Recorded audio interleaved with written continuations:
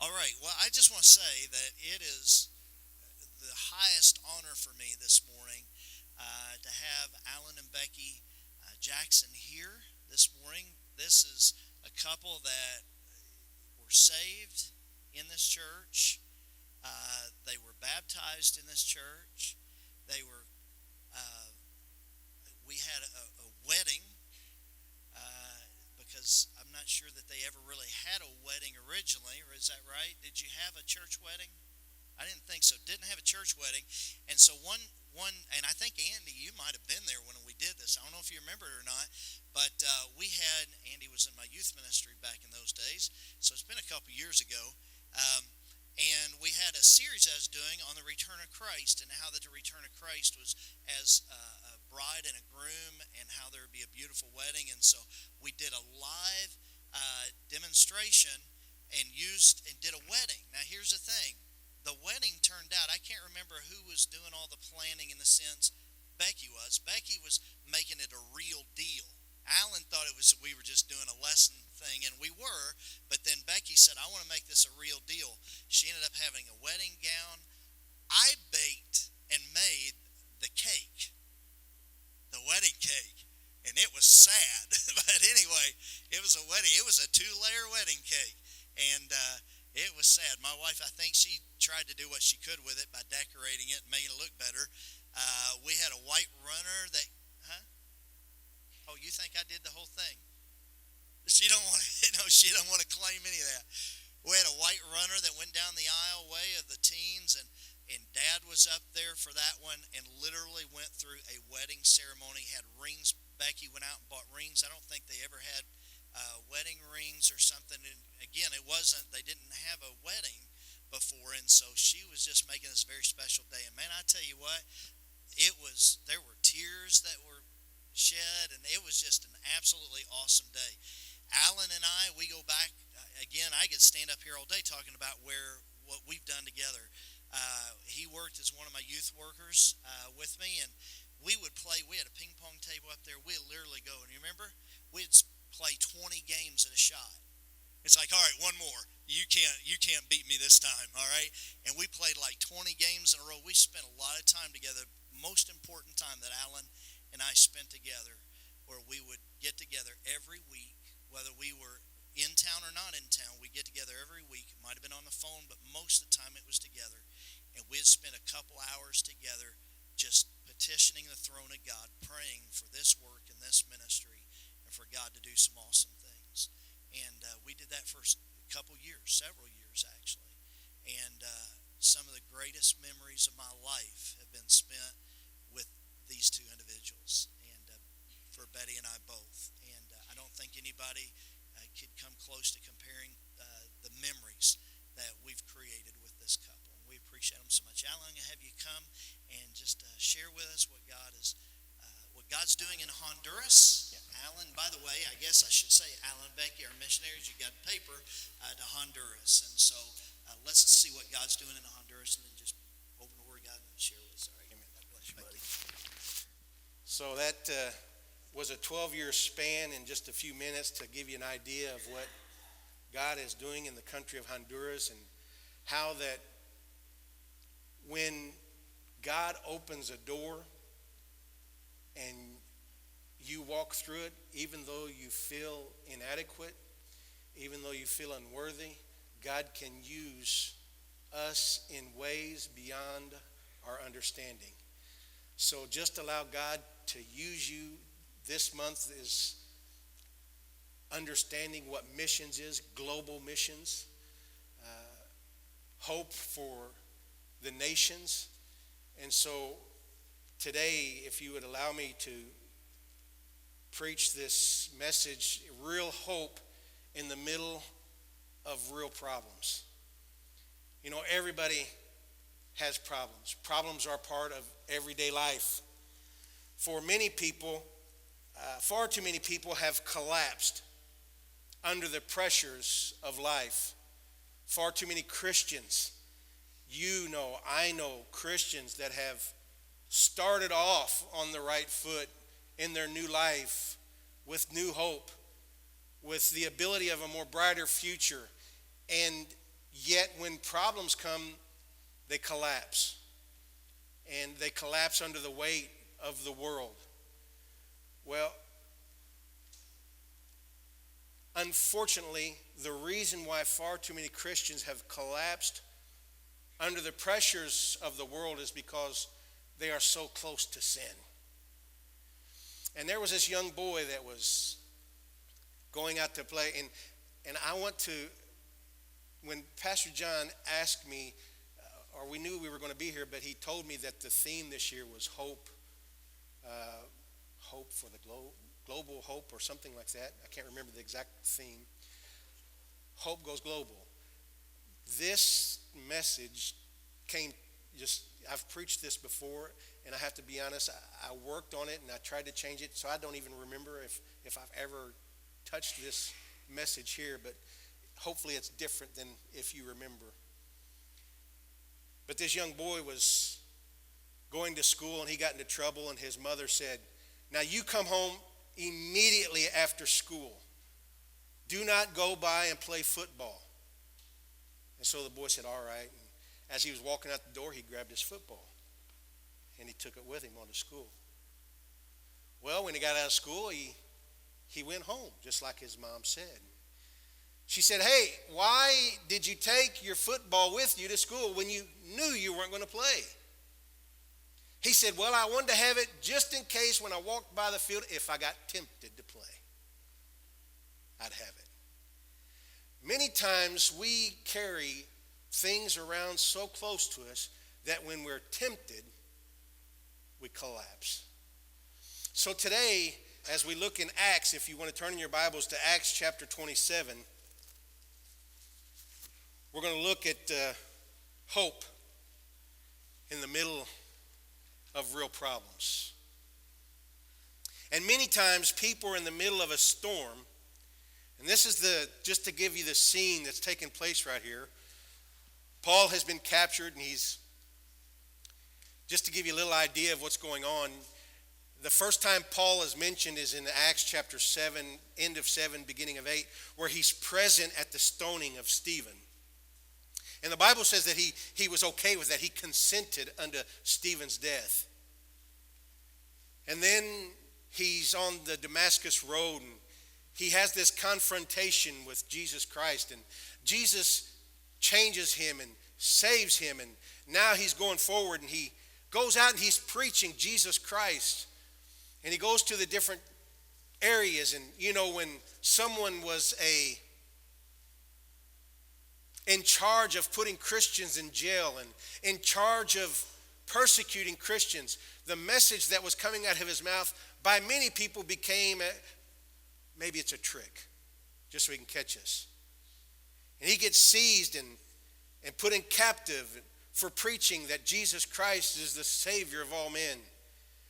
And then Paul goes and he gets the opportunity to defend himself before the courts in Acts chapter 22 through 26. And this is where he's before King Agrippa.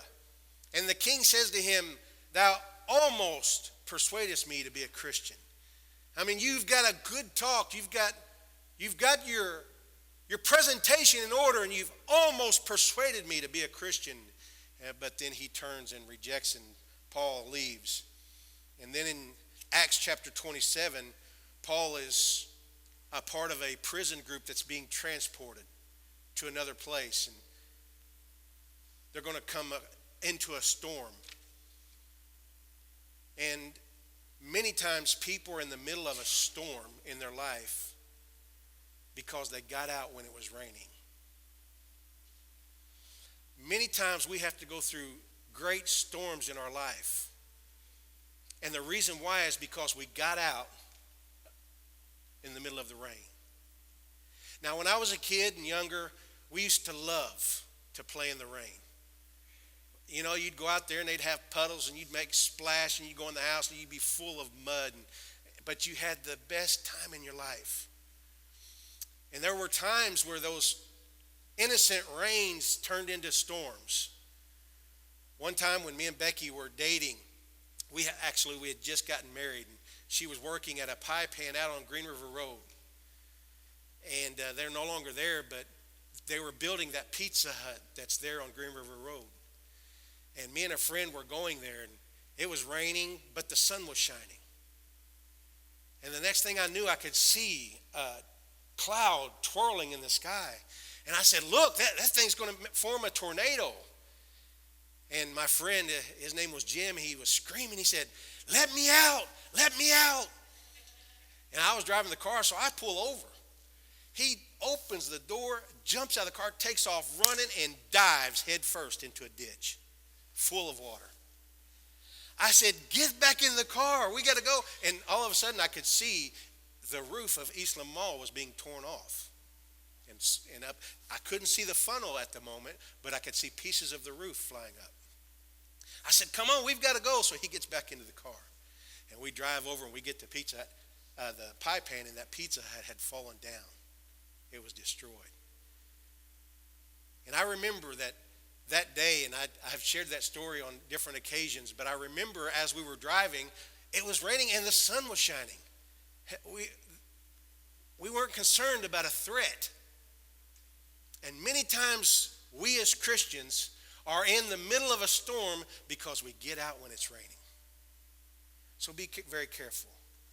And here Paul is now in the midst of this situation. And according to some old documents and understandings, where they would sail isn't where they went. A normal route would not go by Cyprus. And look with me, if you would, in Acts chapter 27, verse 1. And when it was determined that we should sail into Italy, they delivered Paul and certain other prisoners unto one named Julius, a centurion of Augustus' band.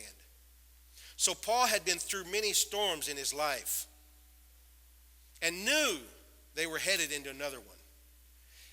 We won't take the time to look at it, but in 2 Corinthians chapter 11, verse 25, Paul basically says, I've been beaten, I've been scorned, I've been shipwrecked 3 times. So Paul knew the sea, even though he wasn't necessarily a professional sailor. He knew the dangers of, because he had already been in 3 shipwrecks. And he's saying, listen, guys, look with me in chapter 27 and verse 9. Verse 10. He said unto them, sirs, I perceive that this voyage will be with hurt, much damage, not only of lading a ship, but also of our lives. He's saying, listen, I've already been in 3 shipwrecks. I don't want to be in another one. Let's just wait. Let's wait this out. Let's not go into this dangerous winds. And look with me. And that is the first point. When you're in a storm, one of the first clues that you can look at are the dangerous winds that are blowing and howling. Verse 4. And when we had launched from thence, we sailed under Cyprus because the winds were contrary. In verse 7. And when we had sailed slowly many days and scarce were come over against us, Cnidus, the wind not suffering us, we sailed under Crete over against Salem. So here we see that these dangerous winds were blowing. Paul understood that if we go out now, there could be problems in front of us. We as Christians need to be able to identify the dangerous winds that are in our life. There could be someone here today that you can feel those winds blowing. You know that there's a problem coming. And there are many people scared of the storm. And rightfully so. When things are going against us, when the winds are against us. You know, I don't know the situation of everybody here today. I know some of the situations I have been, and it seems like the winds that were blowing at times were fierce. And a fierce wind can knock you off course. It can change your direction. And these fierce winds that come into our lives could be losing a job, could be an illness, could be tragedy, the loss of something special, or not being able to pay a bill when it comes due and you know you have to pay it or you're going to lose. These are the winds that come into our lives, and there are so many more that I didn't even share, but you understand. And you might be dealing with something that wasn't even mentioned today, and those winds are just tearing you apart. So what do you do when you're in the beginning of a storm and the winds are blowing and you just feel like you're being tossed in different directions? Look with me what these men did. Acts chapter 27, verse 15. And when the ship was caught and could not bear up into the wind, we let her drive. Now, it gets serious when you have to let her drive.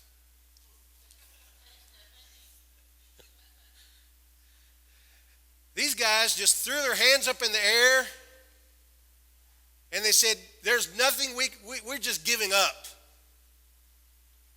There's nothing more we can do. We have given all hope. And there could be someone here today, and even though you're in this service today, you're at the verge of just giving up hope. Something's happening, and you know, it seems like when something happens that it just starts piling on. And you feel yourself under that weight. You feel yourself about ready to explode. Man, I have been there so many times in my life. That's why I'm so big. I've just puffed up. I haven't exploded yet. You feel like you're just under that pressure. And Paul said, we need to wait this out. Listen to the words of Paul. Wait it out. Don't get out in the middle of the storm. Don't get out when it's raining. Understand that it's going to pass. It's just a storm. It's just a time. It's going to pass. So what would you do? Or what are you doing? They gave up. Far too many Christians are caught up in the middle of contrary winds, and their answer is to give up. They just lose hope. And Jeremiah 18:12 says, and they said, there is no hope, but we will walk after our own devices, and will everyone do the imagination of his evil heart. They just gave up hope. And when you give up hope, you start doing what is in your heart to do, and it's evil. That's why we have to have hope. That's why hope is needed. We're in the midst of so much chaos that is around us. It's hard to see hope in the world that we live in. But we as humans many times have a point of view that's optimistic. And we say, you know, it's going to get better. That's that hope that lies within us that many times gets crushed under the weight of the world and under the things that we're going through. Don't allow hope to be crushed because of sin in our life. Without hope, we do sin. So don't give up on hope.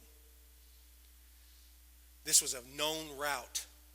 Every sailor that sailed these seas knew this route. It wasn't something that new territory that they were chartering. It wasn't a Christopher Columbus crew. These were men that had already been this way. They knew the dangers of the sea at this time of the year. They knew that these winds could come up, but yet they ignored them. And that's where these dangerous winds, and the second point, deaf ears, can cause many problems. Look with me in Acts chapter 27 and verse 9. Now when much time was spent and when sailing was now dangerous, because the fast was now already past, Paul admonished them, in verse 10 is the verse we read, and said to them, sirs, I perceive that this voyage will be with hurt and with much damage, and not only of the lading, or not only the stuff that's in the ship, but also of our lives. They had just come through some fierce winds. And Paul is saying that that's nothing. Those winds that we just came through, that's nothing compared to what we're getting ready to head into.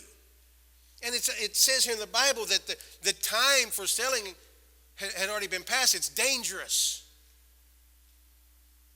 And most Christians are caught off guard while doing their everyday routine. This was something these men did routinely. It wasn't something new to them. They may have had a couple of new men on that ship, but the majority of them had already known that route. In your daily life, we get so caught up in our routine many times that we get caught off guard. And the next thing you know, we've been out in the rain and we have ignored it, and now we're in the middle of a storm. And you could be in the middle of a storm today in your life, and you feel like all hope is lost. But you have to understand that when you are in the storm and you've allowed yourself to get into the storm, many times there's no easy way out. You have to ride the storm out. So here, since he had experience, he offered him his opinion. Paul had already been shipwrecked 3 times. He said, I believe we're entering into dangerous territory. Let's just wait this out. Injury and harm. Damage. And that damage means a loss, a violent loss. And Paul warned them, but his words fell on deaf ears. Look with me, if you would, in chapter 27, verse 11. Nevertheless, the centurion believed the master and the owner of the ship more than those things which were spoken by Paul. There are far too many Christians living defeated lives because they did not listen to godly advice. If you're here today and you have someone in your life that's trying to help you through certain things, you know, just because God has given me the privilege of helping someone else through a circumstance in their life doesn't mean that I have everything perfect. What it does mean is many times the experiences that we have had in the past can help us help others direct their lives in a certain way. And I have to tell you, we have been on the mission field for 13 years now in 3 different areas. And I've had the privilege to share and to work with many different couples and many different people through situations in their life. And it's always heartbreaking when you see someone go against what you know is godly counsel and destroy their life. It's one of the hardest things. You see God doing something spectacular in a person's life. You see them growing in the Lord. You see them taking the right steps that they need to take to get to the place where God is just doing something great in their life. And then the next thing is point number 3. They make a dumb decision. So dangerous winds and deaf ears leads to dumb choices. Have you ever made a dumb choice? Somebody might, yeah, they're sitting right next to me. I hope not. I say that in jest. The centurion believed the man of the world over the man of God. And I already read the verse, but look at verse 11. Nevertheless, the centurion believed the master and the owner of the ship more than those things which were spoken by Paul. You're in a situation, you're headed into a storm. You get good godly counsel. If you want to avoid the storm, we need to wait it out. We need to postpone this. But you listen to someone else more than the person that God has put in your life to help you through these things. How many of us have done that? I'm one. Not just once, but several times. Ignored the advice of someone godly that God put in my life to help me and made a dumb decision.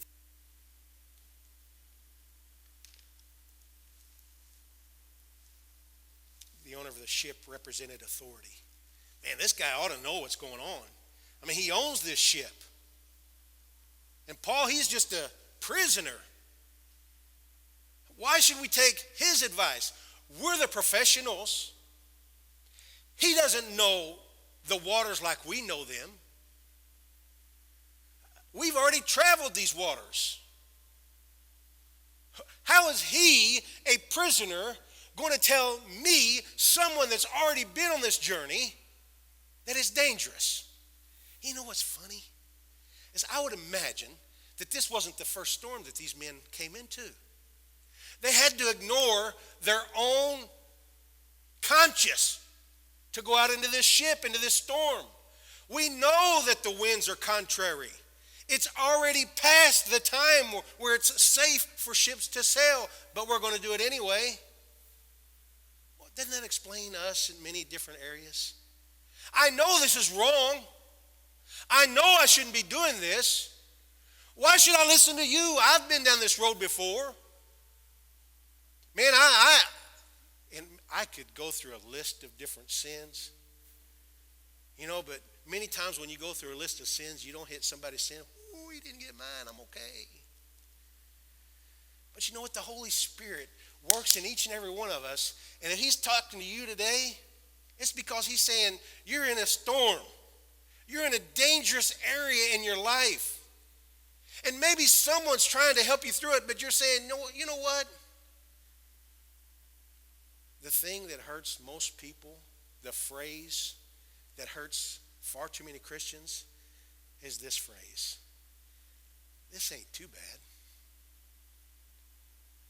This ain't too bad. I'm not as bad as. I'm not drinking as much as. I'm not smoking as much as. I'm not watching as much filth as. Isn't it amazing how we allow so much filth into our lives?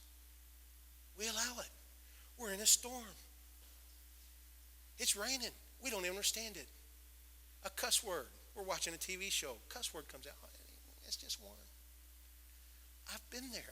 I have reasoned this in my own mind. They use God's name in vain. God, well, that was in context. And try to reason it out because we want to finish watching. You know what? If somebody uses our God's name in vain, should we continue with that? If somebody cussed out your mom and dad, would you stay with them? But yet many times we try to reason things out in our life to make it okay. We're in a storm. And it's going to come down on us hard. And we make dumb choices because we have ignored the dangerous winds and we turned a deaf ear when we were receiving godly counsel. Our dumb choices affects more than just ourselves. Paul and these other prisoners are in this ship, and now because of the dumb choices of someone else, they're going to suffer some of the consequences. There may be some of you here today, you are suffering today because of some dumb choices someone else made. It's not your fault. It wasn't your dumb choice, but you're getting the effects of it, and you can feel it. And it's real. But let me just say this. The dumb choices that others make and sometimes we make not only affects us, it affects other people around us as well. Be careful on the choices that you make. Understand that when you are making a choice, it's not just about you. They gave up. We let her drive. And that dumb choice, because of deaf ears and because of dangerous winds, led to despair. You know, Tiger Woods, he said, I knew what I was, he got caught in a sexual problem, even though he was married. He said, I knew what I was doing was wrong, but I didn't think the rules applied to me. And unfortunately, that's where far too many Christians are today. We understand that what we're doing might be wrong, but we don't think the rules apply to us. And those dumb choices lead to despair. Let me just read this verse to you. Acts chapter 27 and verse 20. And when neither sun nor stars in many days appeared, and no small tempest lay on us, all hope that we should be saved was then taken away. Their dumb choices led to despair. We have lost hope. There is no hope for us. And a person, when they're in despair, unfortunately make dumb choices. They started trying to lighten the load, and they started throwing stuff overboard. Maybe if we get rid of this, that'll help us through this storm. Maybe if we get rid of this, that'll help us get through what we're going through. And many times when we're in despair, we're making dumb choices. We're out of control. We have let go. And now that storm's driving. And we start chucking stuff out of our life that we need. They've given up all hope. Why do I need to go to church? Why do I need to have good, godly friends in my life? Why do I need anything? And they've given up hope. But I don't want to end on a bad note. Look in verse 21 through 25. But after long absence, Paul stood forth in the midst of them and said, Sirs, ye should have hearkened unto me, and not have loosed from Crete, and had gained this harm and loss. And now I exhort you to be of good cheer, for there shall be no loss of any man's life among you, but of the ship. In the middle of great despair comes divine grace. God's grace in the middle of the storm. That's what each and every one of us need today. God's divine grace. If you're in a place where you feel like you're losing hope, and I realize today is about world missions, but many Christians here have lost hope, and maybe you're one, and you're struggling, and you're in the midst of a storm. You can't think about the world's problems because you're in a problem right now, a storm right now. And God wants to help you through that storm first. And when you get through that storm, you'll be a weathered sailor. You'll understand how to travel through those storms again. You'll know when those rough waters come up how to handle the situation. You won't just throw your arms in the air and say, I give up. There's no hope. But you'll be able to say, I've been here before, and God guided me through it. And once you've gone through that storm, you'll be a better sailor. And when you're a better sailor, now you can help other people sail. And that's how missions goes around the world, because of the grace of God. There is hope, even in a hopeless situation. There is hope, even though at this moment, there may be someone here that's saying, I just can't see it. The great thing about hope is you don't have to see it necessarily. You just have to believe. Believe in God. Because a little bit further down, Paul says, I believe God. Do you believe God? Are you in a storm? Are you feeling a little hopeless? God will help and guide us through it. Stand with me. Father.